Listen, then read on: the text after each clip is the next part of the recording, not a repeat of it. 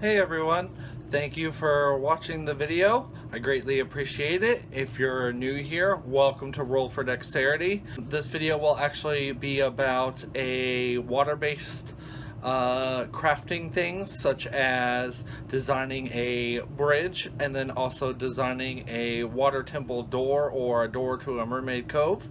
And I hope you enjoy.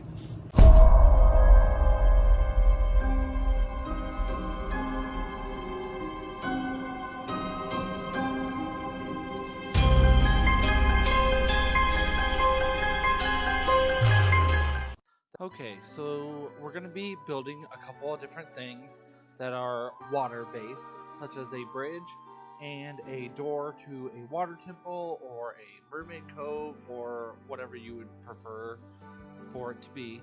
The first thing that we will start with is the bridge itself, and you will just get a whole bunch of the little popsicle sticks that are about 2.5 inches long, and then you want to go ahead and hot glue them all together.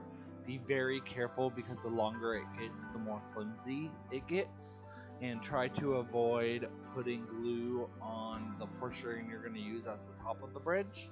I found it best to actually place the stick on the table and then put glue on the stick you're going to attach to the next stick, and then continue on so forth. Just of course jiggle the stick around just so that way it doesn't stick to the table so quickly. And then after that you want to go ahead and flip it over, or on the part that is the least amount of glue, you want to place some bracers on your bridge so that way it can hold steady.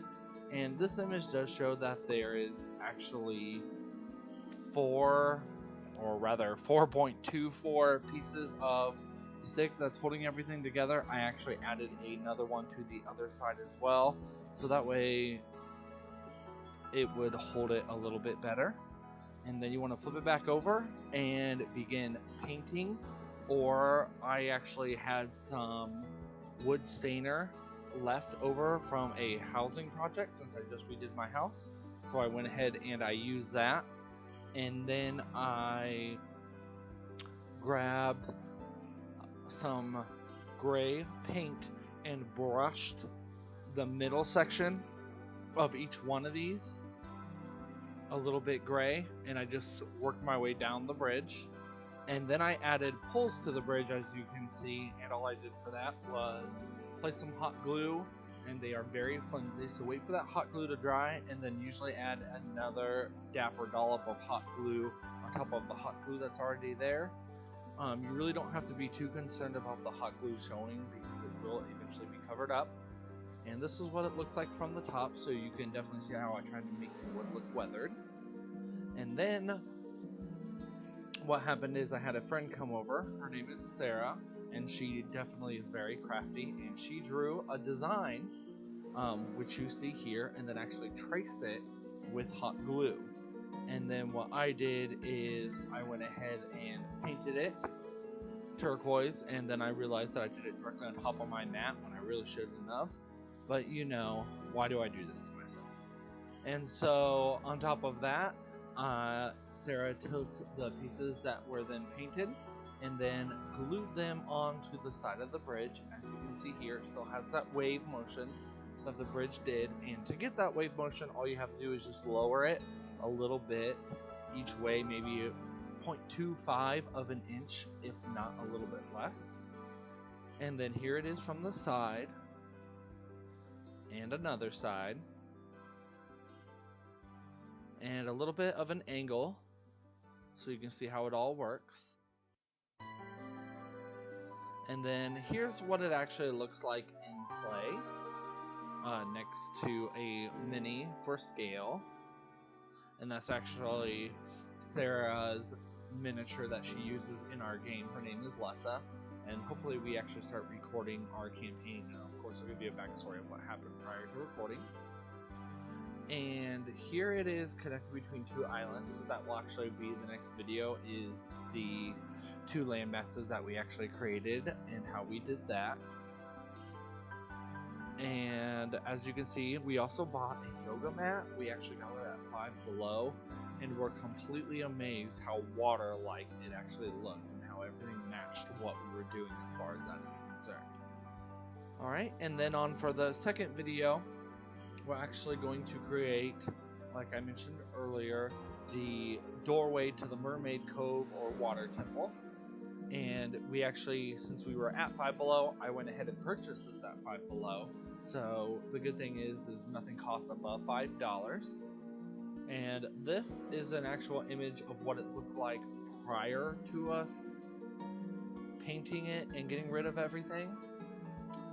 The first thing that I did was actually cover the doorway. On the inside, I covered that in turquoise so you couldn't see the words on the back.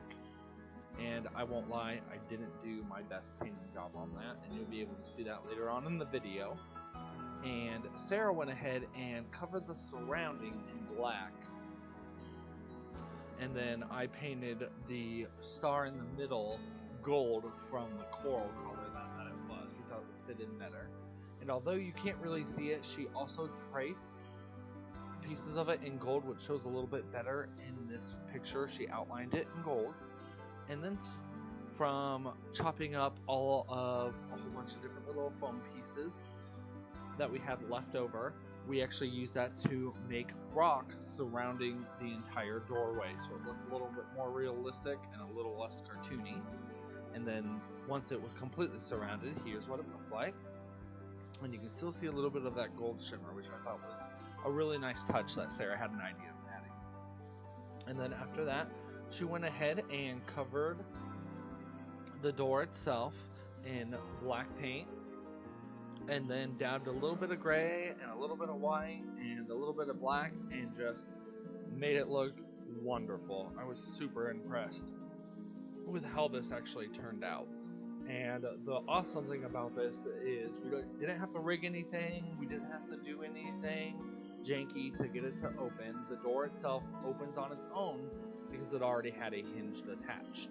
And then once that was finished, we were thrilled and we put everything together. And I hope you guys enjoy. Please don't forget to like and subscribe.